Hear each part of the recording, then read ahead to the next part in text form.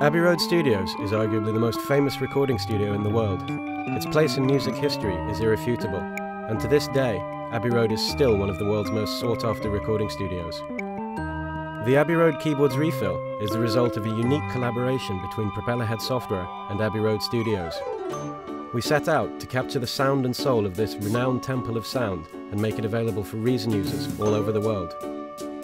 The refill features 7 unique instruments, all part of the Abbey Road heritage.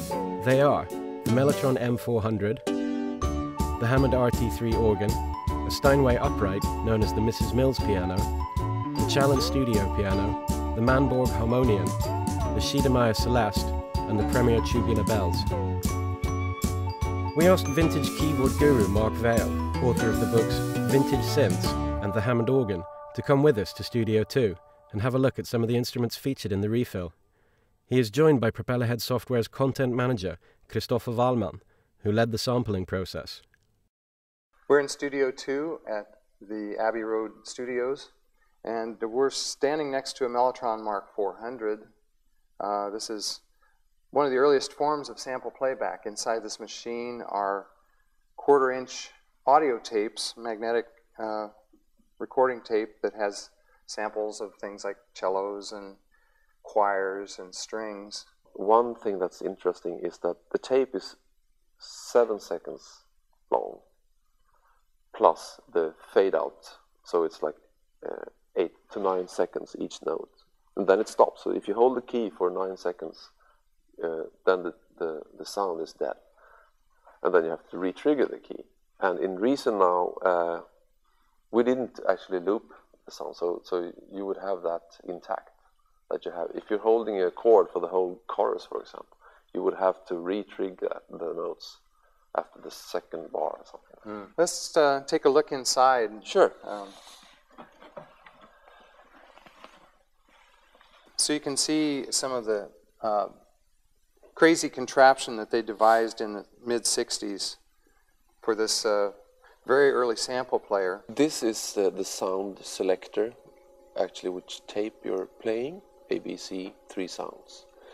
In this case, strings, flute, and cello, solo cello. This is a tone control, which is basically sounds like a filter to me. And this is a pitch control, which enables you to set the instruments to be in tune with your bandmates. This is, I guess when it was manufactured by Steinway, they called it a vertigrand. And I guess, well, it's known as the Mrs. Mills piano. Someone named Mrs. Mills who recorded a lot with it. But I've heard you playing this, and it has a distinctive sound. What makes this piano sound different from other pianos? It's the hammers they have been lacquered, so it's sort of a tack sound. It's special. The tune is a special way.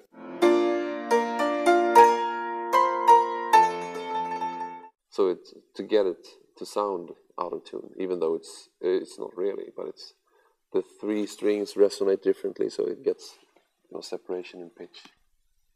This is the harmonium, and used. I've heard you playing it. It sounds rather like an accordion. Yeah, it uses air. It's an acoustic instrument in that way. You don't need electricity, and each of these stops have a different sound and even a different pitch. So these are the stops, and they each have a number. This is the 8 there is the length of the pipe. It's 8 feet, so it gives a certain pitch. And then we have a 4 feet pipe. It gives a higher pitch, and then we have even as short as 2, which is really bright. And they have names on them. Viola. And then you can introduce. That's an 8.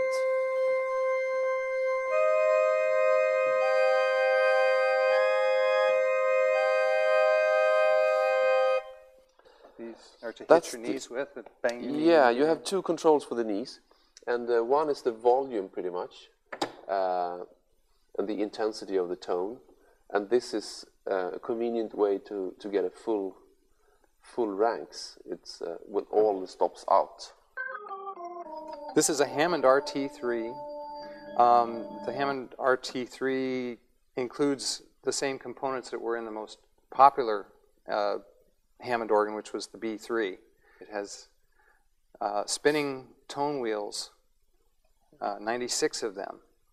And to hear it best, it's played through a Leslie speaker, which also has spinning components, high end and low end. There are two manuals on this type of Hammond organ. And these up here are called drawbars. There are two sets of 9 drawbars for the upper and the lower manuals. And then there are 2 drawbars here that would be for the bass pedals if they were on there. But there are 9 drawbars that control the frequencies that you hear in the sound. As a guy is playing this, they'll work the drawbars to change the sound.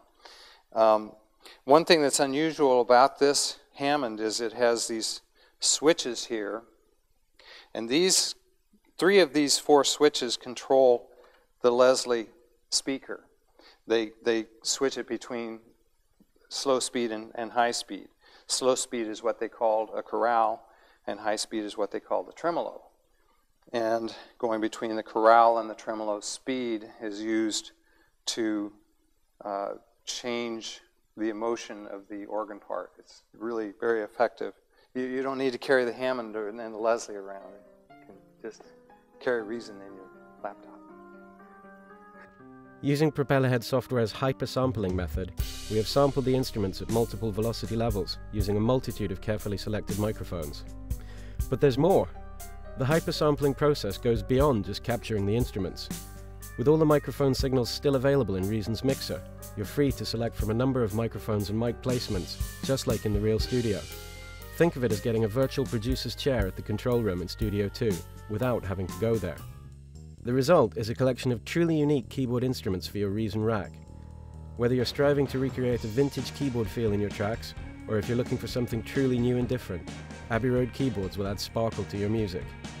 You probably have these instruments in your record collection already. Now you can make them part of your instrument collection too. Abbey Road keyboards from Propellerhead Software and Abbey Road Studios.